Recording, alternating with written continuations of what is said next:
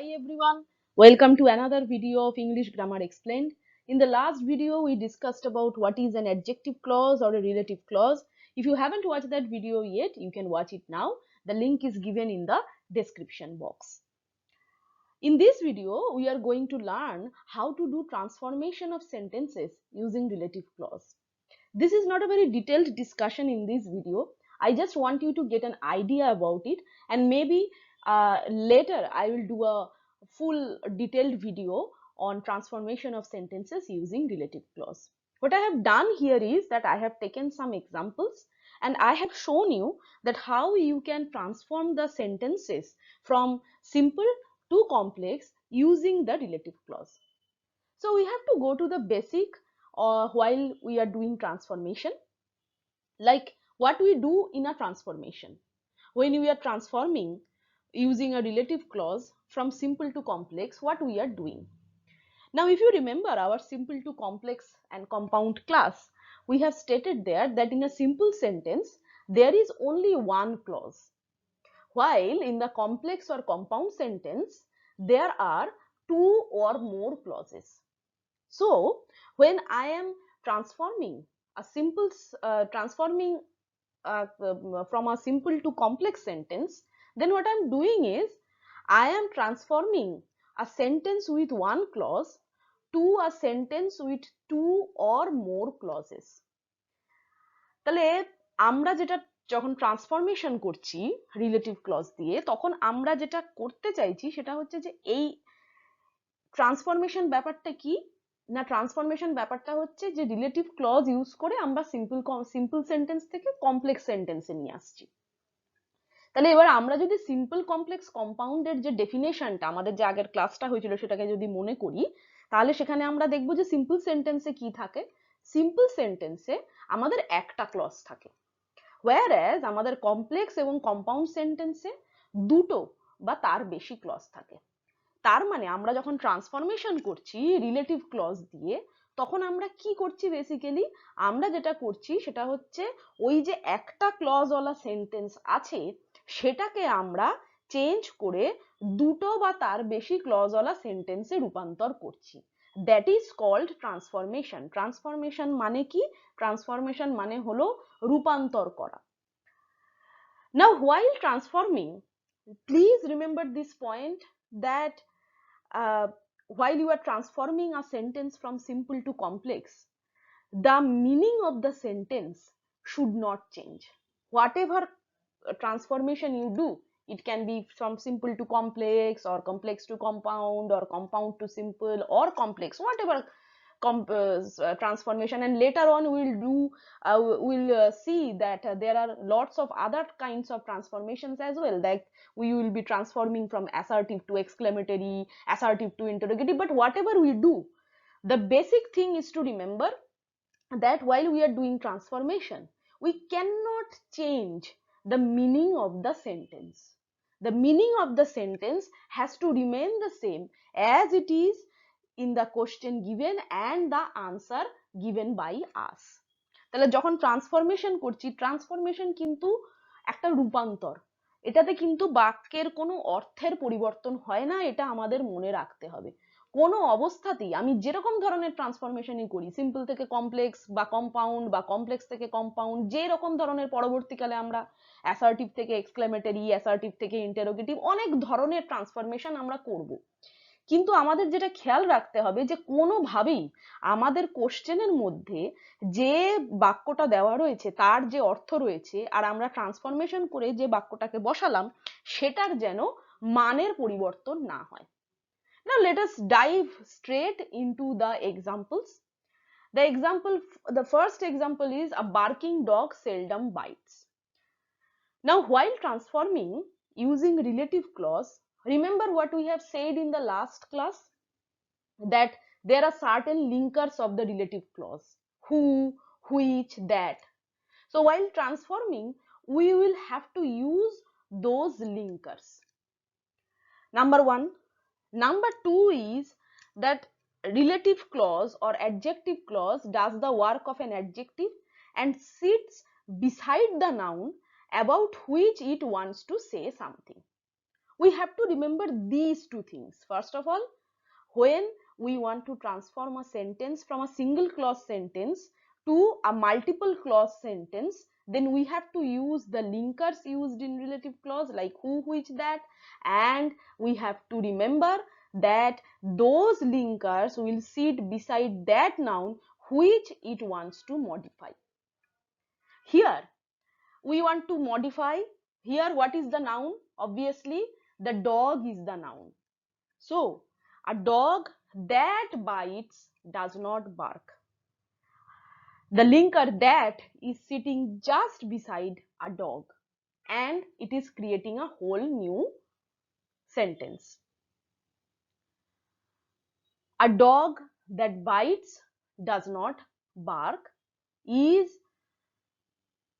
an example of a transformed sentence from a simple to a complex one. Now we can go into the second example. I remember my bathhouse. Now what is the noun here?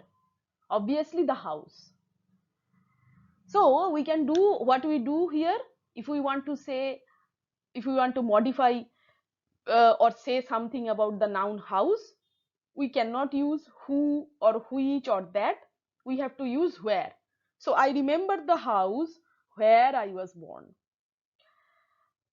The third example is I gave him a blue pen. What is the noun here? Pen. I gave him a pen which was blue. So we are modifying the noun pen here. The fourth example is the first boy of the class is my cousin. What is the noun here? The boy. The boy who stood first in the class is my cousin. So these are all examples of how we can transform a simple sentence to a complex sentence using a relative clause. তাহলে আমরা কি করছি? আমাদের কতগুলো example আছে। আমাদের যেটা প্রথম মনে করতে হবে যখন আমরা ট্রান্সফর্ম করছি, তখন হচ্ছে আমাদের আগের ক্লাসে আমরা বলেছিলাম যে রিলেটিভ ক্লজের কিছু কতগুলো সেট লিঙ্কার রয়েছে, যেমন হু, হুইচ, দ্যাট। যখনই আমাদের সিম্পল থেকে কমপ্লেক্সে ট্রান্সফর্ম করতে হবে তখন আমাদের ওই লিঙ্কার গুলোকে ব্যবহার করতে হবে। আমরা ওই লিঙ্কার গুলোকে হু, হুইচ, দ্যাট এগুলো ব্যবহার করব। আরেকটা জিনিস যেটা আমরা ওই ক্লাসে বলেছিলাম সেটা হচ্ছে যে এই লিঙ্কার গুলো ঠিক যে নাউনটাকে কোয়ালিফাই করছে, অর্থাৎ যে নাউনটার সম্বন্ধে কিছু বলছে ঠিক তার পাশে বসে। তাহলে আমরা যখন সিম্পল থেকে কমপ্লেক্স সেন্টেন্সে ট্রান্সফর্ম করব তখন আমরা সেন্টেন্সের মধ্যে থেকে আমাকে যেটা আগে খুঁজে নিতে হবে যে আমি একটা সেন্টেন্সের মধ্যে একাধিক নাউন থাকতেই পারে, কিন্তু আমি কোন নাউনটার সম্বন্ধে বলতে চাইছি এবং ঠিক সেই নাউনটার পাশেই কিন্তু আমি ওই লিঙ্কারটাকে বসিয়ে একটা অর্থবহ বাক্য তৈরি করব। আমাদের কাজ হচ্ছে একটা সেন্টেন্স ছোট রয়েছে, একটা সেন্টেন্স সিম্পল সেন্টেন্স রয়েছে যেটার মধ্যে একটা ক্লজ রয়েছে, সেই সিম্পল সেন্টেন্সটাকে বাড়িয়ে নেওয়া, সেই সিম্পল সেন্টেন্সটাকে দুটো বা তার বেশি ক্লজে নিয়ে চলে যাওয়া, অর্থাৎ আরো টেনে লম্বা করে দেওয়া। তাহলে আমাকে সেইভাবে নাউনটাকে চুজ করতে হবে যে কোন নাউনটার পাশে আমি লিঙ্কারটা বসালে, কোন নাউনটাকে মডিফাই করলে আমার বাক্যটা অর্থবহ হবে। যেমন প্রথম এক্সাম্পলে a barking dog seldom bites, এখানে খুব একটা কনফিউশনের জায়গা নেই, ডগ এই নাউনটা পরিষ্কার বোঝাই যাচ্ছে।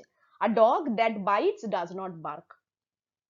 সেকেন্ড এক্সাম্পলে I remember my birth house, house বোঝা যাচ্ছে নাউন, একে যদি আমি মডিফাই করি তাহলে একটা অর্থবহ বাক্য হবে। হাউসের ক্ষেত্রে আমরা তো হু, হুইচ, দ্যাট বসাতে পারবো না, আমরা হোয়ার বসালাম। I remember the house where I was born. I gave him a blue pen, এখানে পেন বোঝা যাচ্ছে, I gave him a pen which was blue. The first boy of the class is my cousin. The boy who stood first in the class is my cousin. এখানেও the boy যে পরিষ্কার বোঝা যাচ্ছে। এবার এরকম হতে পারে যে একটা সেন্টেন্সের মধ্যে একাধিক নাউন দেওয়া রয়েছে, কিন্তু তখন আমাদের ভালো করে, এটা অনেকটাই অভ্যাসের ব্যাপার, যে এটা করতে করতে এটা একটা রিফ্লেক্সের মতন, যে আমরা সেন্টেন্সটা দেখেই বুঝতে পারবো যে ওই সেন্টেন্সটার মধ্যে কোন নাউনটার পাশে লিঙ্কারটা বসালে সেন্টেন্সটা সাকসেসফুলি তার মানেটা পরিবর্তন না করে সিম্পল থেকে কমপ্লেক্স সেন্টেন্সে রূপান্তরিত হবে রিলেটিভ ক্লজ ইউজ করে। এটা অনেকটা অভ্যাসেরও ব্যাপার, এটা একটা রিফ্লেক্সের মতন হয়ে যায়। কিন্তু প্রথম প্রথম আমাদের কিন্তু দুটো ব্যাপারে ভীষণ কেয়ারফুল থাকতে হবে। একটা হচ্ছে আমরা যেন আমরা নাউনটা হয়তো ঠিকঠাক ভাবে চুজ করলাম, কিন্তু আমি যদি লিঙ্কারটাকে নাউনটার পাশে না বসিয়ে অন্য কোথাও বসিয়ে দিই, তাহলে কিন্তু বাক্যের মানেটা সম্পূর্ণ পরিবর্তন হয়ে যাবে। তাহলে দুটো কাজ আমাদের করতে হবে। একটা হচ্ছে প্রথম কোন নাউনটার পাশে আমার লিঙ্কারটা বসালে বাক্যের মানেটার কোনো পরিবর্তন হবে না, অথচ বাক্যটা সিম্পল থেকে কমপ্লেক্স সেন্টেন্সে চলে যাবে, বাক্যটার মধ্যে একটার জায়গায় দুটো ক্লজ চলে আসবে, সেটা খুঁজে বের করা, এবং ওই নাউনটার ঠিক পাশে যথাযথ লিঙ্কার বসানো।